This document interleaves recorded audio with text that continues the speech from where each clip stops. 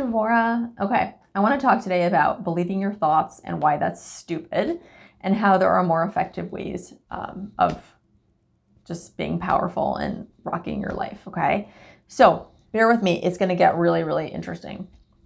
You know how you sometimes have stressful thoughts and you think they're true? We all do this. An example, let's say you're a senior applying to colleges, right? And you're thinking, I need to get into Stanford, right? Like you just think, I need to get into the school, or I need to get a 30 on my ACT. Or what are other stressful thoughts? You know, sometimes in school, it's like we have a lot of shoulds and shouldn't. Like he shouldn't have dress coded me, or she should have given me a better grade, right? Like thoughts that we think, and then they end up having a lot of like emotions and stress attached to them. So for example, if I think I need to get into Stanford, well, that's a pretty stressful thought if I'm not into Stanford, right? And in the meantime, I'm believing this thought, but it's a thought. Like there are plenty of people walking around who don't have this thought that they need to get into Stanford. So I've like kind of adopted this thought. I've kind of latched onto it, and now it's taken up space in my brain, stressing me out, right? So there is a way, if you want, to kind of drop thoughts that are stressful to you and have them not bother you anymore. It sounds really weird. I'm going to walk you through it. It's cool. I do this all the time. I do this like 10 times a day. Now, I know sometimes there are thoughts that are really, really, really fun to kind of stew in and have like some good drama about. Like, I don't have any judgment here. You know what I mean? Like there are totally times where like you are pissed off and it's really fun to be that mad. You know, like your teacher dress codes you and you're really friggin' angry that she dress coded you. Like you might want to just sit in that anger for a while. I'm not telling you not to feel your feelings, okay? What I am telling you though is when you're ready to let go of like the stress around a thought, you can. Here's how. 4 steps to Byron Katie's The Work. You ready? Step 1. Is it true? The thought, okay? So I have this thought. I need to get into Stanford. Sometimes it's like I need to get into Stanford or my life will be over, right? Like everyone's going to judge me. My parents will be pissed at me. My girlfriend, like, etc. Right? These stories, like these thoughts, like have babies, like baby stressful thoughts. Okay. But the thought is like, I need to get into Stanford, right? So first question is it true? And like, when you think about it, a lot of times, like we really think our thoughts are the truth.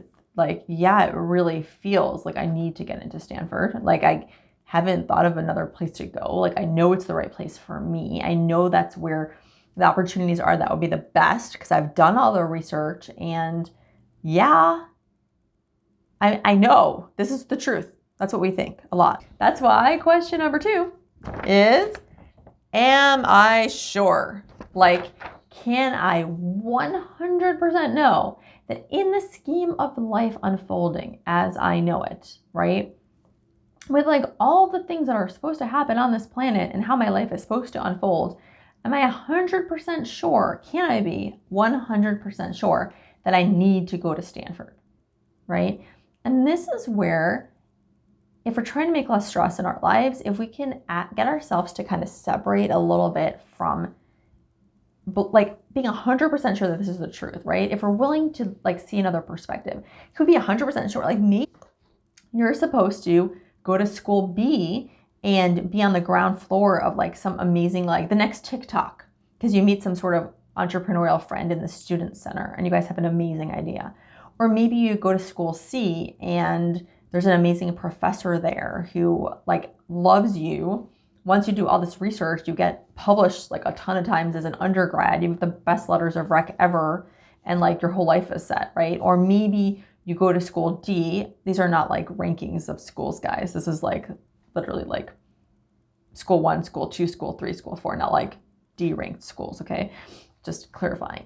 Maybe go to school D and like your love of your life is there and you're so happy and you wouldn't have met him or her at Stanford, right? Like there is a possibility, right, that in the scheme of your life as you know it, that maybe you are not 100% sure that you have to go to Stanford, that you need to get into Stanford, right? Okay, so the more you can kind of accept that there might be some doubt here, the more you can start separating yourself from the stress around that thought. And again, you don't have to do this. You can keep walking around feeling stressed about it, but you can also let it go. Step 3, you can see my thing. Who am I with the thought? So here is a time to actually take stock of how much stress that thought is actually causing you. So take a second to like sit with like, I need to get into Stanford, right? And feeling what comes up for you when you think that. So a lot of times my students will tell me stuff like, my stomach feels really tight. My shoulders feel really heavy and I'm freaking out inside.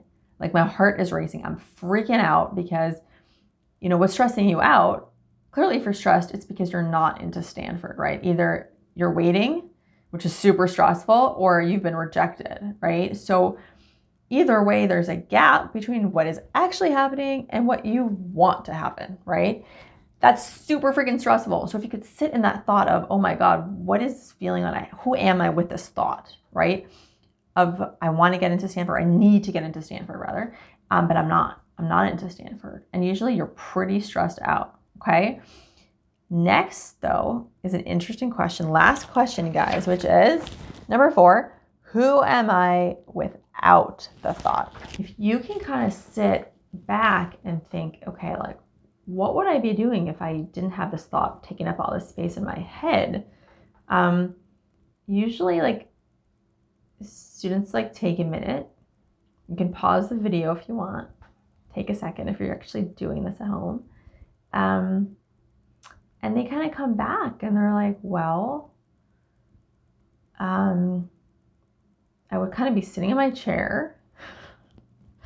Like maybe I would be thinking more about prom or all the cool stuff that's coming up.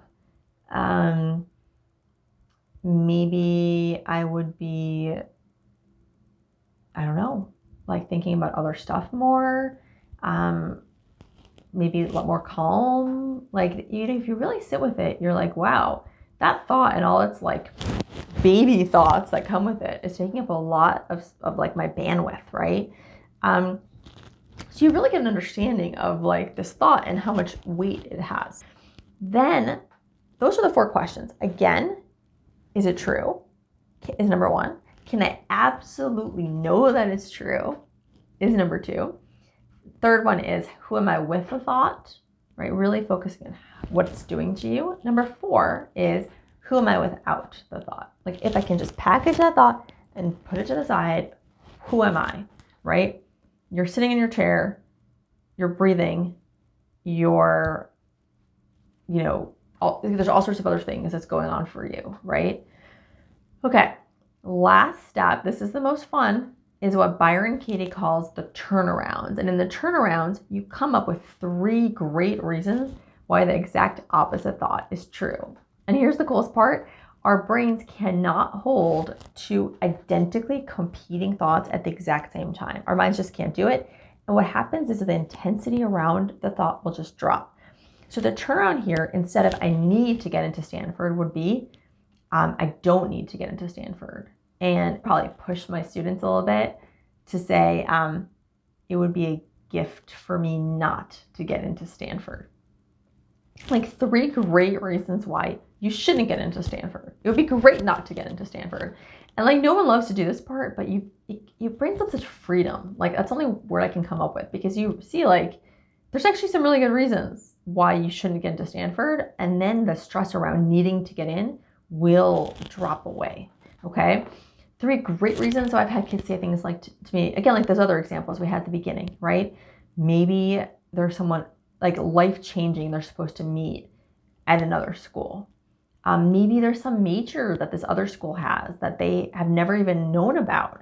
And it's not until they end up at that school and they meet someone and fall in love with that major that like they found something for life that they love. Maybe there's some amazing internship or some entrepreneurial opportunity or some life partner or something else amazing is waiting for them at this other school. Maybe they're supposed to save a bunch of money. I've had a student say that to me. I've also had a student say, this was a great one, you guys, say, I want to be an entrepreneur. Like this was a student who really wanted to be the next like Elon Musk. And he's like, and you know what, honestly, like everything I read says I've got to be really good at failure. And I've got to be really good at rejection. He's like, so I've never really been rejected before. So maybe that would be the gift. Like having that practice of, wow, that sucks. And I can get up anyway, because I'm going to have it sometime. And I was like, whoa, that's powerful, you know? So it's amazing where you can go with this, but the more, you don't have to stop at 3, the more good turnarounds, again, exact opposite thoughts you could come up with. So the opposite of I need to get into Stanford would be I don't need to get into Stanford, or even bonus, it would be great for me not to get into Stanford, right? See what you come up with. What you will find, I'm telling you, is that the stress around this will dissipate. Here's the thing. Some people do this and they're like, I am good. Some people find that there's more thoughts that are stressful that they should do the work around. An example would be like, let's say I do this work with teens, and then one of my students will say something like, okay, I get that I don't need to get into Stanford, but I still want to. I don't want to be rejected, right? So what's the stressful thought there? That rejection means something bad, right? And like, really, who wants to be rejected, right? So then it might take doing the work on, like, if I'm rejected, it means there's something wrong with me, right? Can you see how that's a really stressful thought? Like, rejection is bad because it means there's something wrong with me. And then if you do the work on that, you realize, wow, well, that's a, crappy feeling to be walking around with, right? That anytime there's a rejection, like it's my fault, I've done something wrong, people are judging me, right? The funny thing is, if you do this in a group, like sometimes people will come up with really funny turnarounds, like with college especially, like maybe it's not you, like maybe it's them. Like they'll say, like, maybe it's the admissions people. Like, how do you know if the guy reading your file, got rear-ended on the way to work, or like his partner just left him? Like, maybe he just like isn't feeling it and happened to read your file. Like there's a million reasons why rejection doesn't actually have to mean there's something wrong with you. So I'm happy to keep kind of this conversation.